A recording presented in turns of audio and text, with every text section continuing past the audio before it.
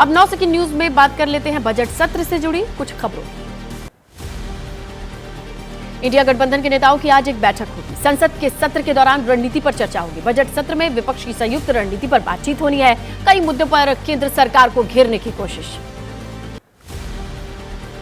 वित्त मंत्री निर्मला सीतारमण का बयान, देश में विकास की रफ्तार बढ़ी है। एक श्वेत पत्र की तरह 2004 से 14 के 10 साल की तुलना में पिछले 10 साल का आर्थिक प्रदर्शन अच्छा रहा।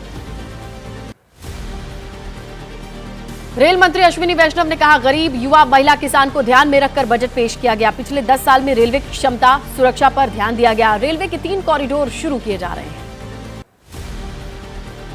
अंतरिम बजट पर कांग्रेस अध्यक्ष मल्लिकार्जुन खड़गे का बयान, कहा, गरीब मध्यम वर्गीय परिवारों के लिए कुछ भी नहीं है, न पिछले साल का ब्यौरा, न तो आने वाले साल का विजन।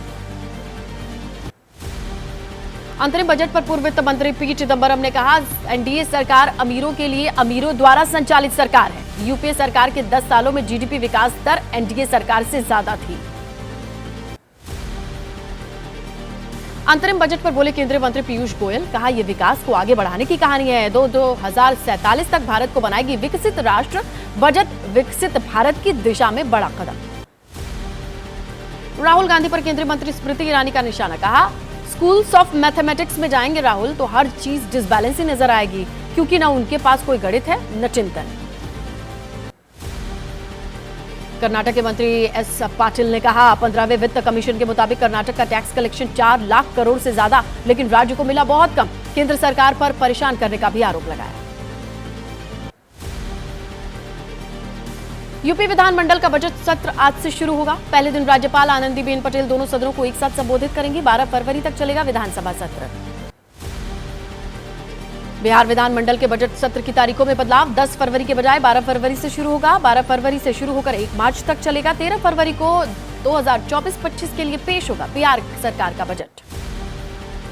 आज गुजरात सरकार वित्त वर्ष 2024-25 के लिए पेश करेगी बजट। कल गुरुवार को शुरू हुआ था विधानसभा का बजट, 29 फरवरी को यह समाप्त होगा। राज्य सरकार के दृष्टिकोण अगले 25 सालों के रोड मैप को प्रतिबद्ध करेगा।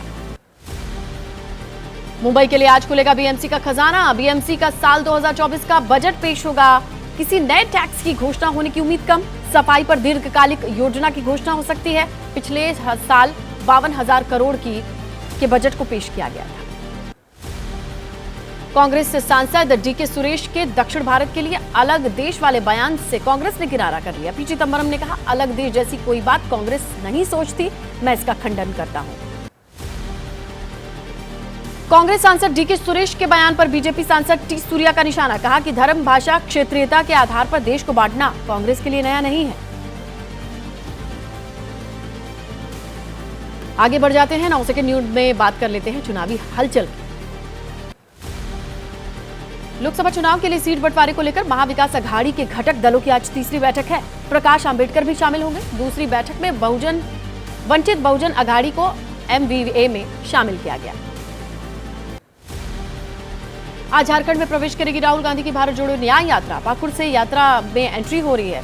यात्रा की जहां राहुल गांधी देवघर में बाबा बैद्यनाथ धाम में पूजा अर्चन करेंगे। चंडीगढ़ मेयर चुनाव में बीजेपी की जीत पर सियासी संग्राम जारी। चंडीगढ़ मेयर चुनाव में धांधली का आरोप। दिल्ली में बीजेपी मुख्यालय पर आप करेगी बड़ा प्रदर्शन। केजरीवाल, भगवंत मान होंगे शामिल।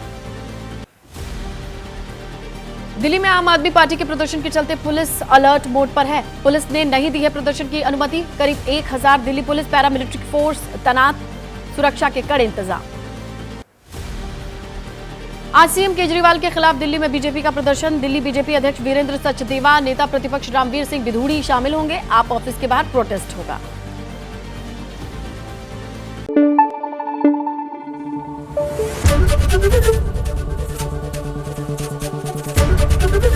एबीपी न्यूज आपको रखे आगे।